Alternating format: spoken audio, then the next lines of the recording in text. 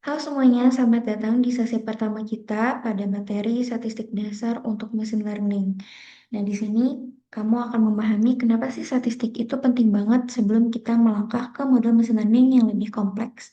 Nah, yuk kita mulai dari konsep paling dasar dulu. Nah, statistik adalah cabang ilmu yang berfokus pada pengumpulan, analisis, interpretasi, dan penyajian data. Dalam machine learning, statistik berperan penting dalam memahami struktur data sebelum diterapkan ke model algoritmik. Nah, dengan statistik juga kita bisa mengubah angka-angka mentah menjadi informasi yang bermakna. Misalnya nih, ketika kamu melihat data pelanggan, kamu bisa tahu tren pembelian, rata-rata usia pembeli, sampai produk apa yang paling populer itu kita juga bisa tahu. Jadi semua insight itu nggak bisa muncul tanpa dasar statistik. Nah, statistik ini dibagi menjadi dua cabang utama, yaitu statistik deskriptif dan statistik inferensial. Untuk statistik deskriptif yaitu menggambarkan data melalui ukuran seperti mean atau rata-rata, median atau nilai tengah, modus, dan visualisasi. Sedangkan untuk statistik inferensial yaitu membuat kesimpulan atau prediksi berdasarkan sampel data menggunakan uji hipotesis dan estimasi probabilitas. Nah, lalu apa sih hubungannya statistik dalam machine learning? Statistik dan machine learning ini memiliki hubungan yang sangat erat ya, karena keduanya itu berlandaskan pada analisis data. Nah, statistik ini memberikan dasar teoritis untuk memahami data, sedangkan machine learning mengembangkan pendekatan komputasional untuk memanfaatkan data secara praktis dan otomatis. Nah, dengan kata lain, statistik ini adalah fondasi dari machine learning ya, terutama dalam memahami distribusi data dan menilai performa model. Sebelum membangun model machine learning, penting untuk memahami jenis data yang kita miliki. Nah, di sini kita akan membahas mengenai jenis data dan variabel dalam analisis data.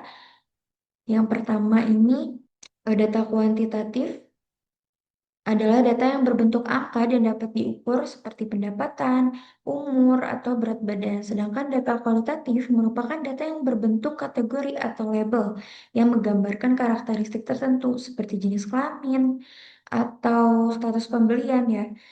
Dan pemahaman terhadap jenis data ini membantu kita menentukan metode analisis dan model machine learning yang tepat.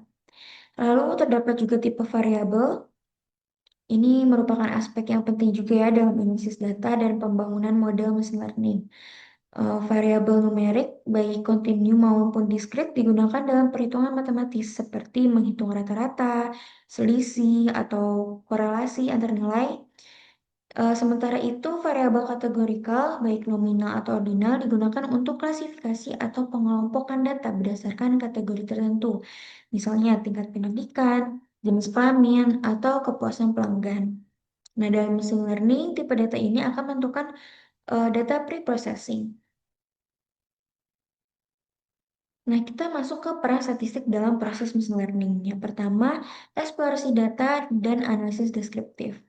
Eksplorasi data atau exploratory data analysis atau sering kita sebut EDA ya, adalah tahap awal sebelum membuat model. EDA ini menggunakan konsep statistik deskriptif untuk mengetahui distribusi data, apakah normal atau tidak, lalu mendeteksi outlier dan melihat korelasi antar fitur. Nah, di sini kita akan melihat statistik deskriptif dari sebuah dataset menggunakan library Pandas di Python. Kita bisa menggunakan Jupyter ataupun menggunakan Google Colab ya. Nah, yang pertama kita mulai dengan mengimpor Pandas dan membaca dataset Iris dari GitHub. Jadi ini kita inputkan untuk link datasetnya.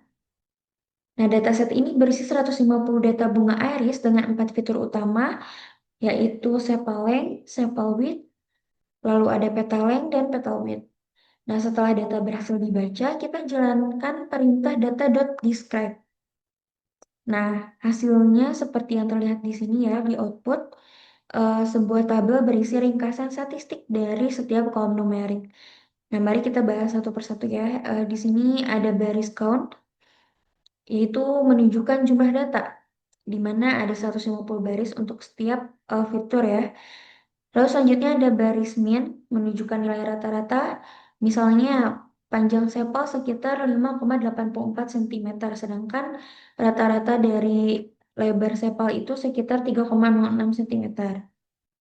Lalu selanjutnya ada Bayes Standard Deviation, menunjukkan seberapa besar variasi data.